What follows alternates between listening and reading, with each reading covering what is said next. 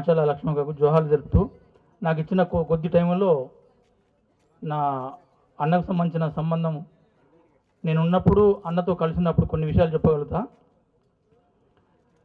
మిత్రులారా, ఏషోబన్న దండకరణకి వచ్చిన తర్వాత కలిసే ఉన్నాము, కలిసే తిరిగినాము.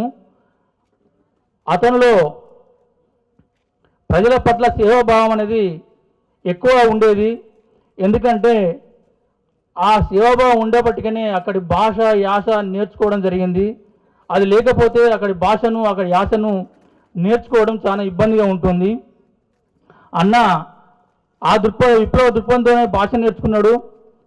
ఉదాహరణకు ఆ భాషతోనే మనం తెలుగు భాష డెవలప్ అయిందని చెప్పుకోవచ్చు.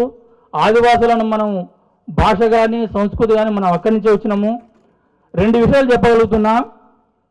అక్కడి భాషకు ఇక్కడ తెలుగు భాషకు ఏం సంబంధం ఉందంటే, ముఖ్యంగా మన భాషలో మర్నాగి ఎడిపోయింది అంటాం. ఒక ఆడపిల్ల ఇంటి దగ్గర లేకపోతే మరనాగి ఎడిపోయింది అంటాం. ఈ మర్నాగి అనేది అక్కడి శబ్దమే, ఇక్కడ వాళ్ళకి చాలామందికి తెలియదు.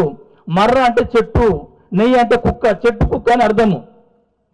ఇట్లా కొన్ని కోయ పదాలు గోని పదాలు మన తెలుగులో ఉన్నాయి, పోలేదు. ఇంకో విషయము, పేడి మూతి అంటాం. పేడి మూతి, పేడి అంటే పిల్ల, మూతి అంటే మూతే. అట్లా కొన్ని పదాలు ఏంటంటే కోయ భాష నుంచి ఇంకా తెలుగు భాషల్లోనే అవి ఉన్నవి. రెండో విషయము, ఇన్న చెప్పినట్టుగా ఇప్పుడు దండకారణం మొత్తం ఒడిశా, మధ్యప్రదేశ్, ఛత్తీస్గఢ్ ఇదంతా చూసుకుంటే అమల రక్తాన్ని తాగుతున్నామనే ఒక విషయం చెప్పిండు. దాంతోపాటుగా ఇప్పుడు ఒకవేళ విప్లవం లేకపోతే అక్కడ కంపెనీలు స్టార్ట్ అయితే ఆ కంపెనీలో ఉత్పత్తి అయిన మురికి నీటిని కూడా తాగగలుగుతాం, తాగే పరిస్థితి మనకు నెట్టబడుతుంది. ఇది కూడా మనం గమనించుకోవాలి. అట్లాగే యశోబన్ ఏంటంటే కొంత నేచర్ అంటే ఆయుర్వేదిక్ సంబంధించి కూడా కొంత తెలుసు అతనికి. అతను ఇంతకాలము నడవడానికి, ఇంతకాలము పట్టుదల ఉండడానికి ఆ ఆయుర్వేద సంబంధించిన నాకు ఒక విషయం చెప్పిండు. ఆ మేక పంచకం తాగితే బాగా బలమైనని చెప్పాడు. ఎందుకంటే మేక అనేది చెట్లు, చేమలు, ఆకులు అన్ని తింటాయి కాబట్టి ఆ పంచకం తాగితే నేను తాగుతాడు ఇంటి దగ్గర. ఇప్పుడు కూడా మధ్య మధ్య తాగుతా అన్న అనే పద్ధతిలో అతను చాలా ఈ ఆయుర్వేదిక చిట్కాలు కూడా చెప్పేవాడు. మిత్రులారా, ఇప్పుడు చాలామంది మాట్లాడినట్టుగా విప్లవం అనేది మేము కొన్ని కారణాల రీత్యా వదిలిపెట్టవచ్చు.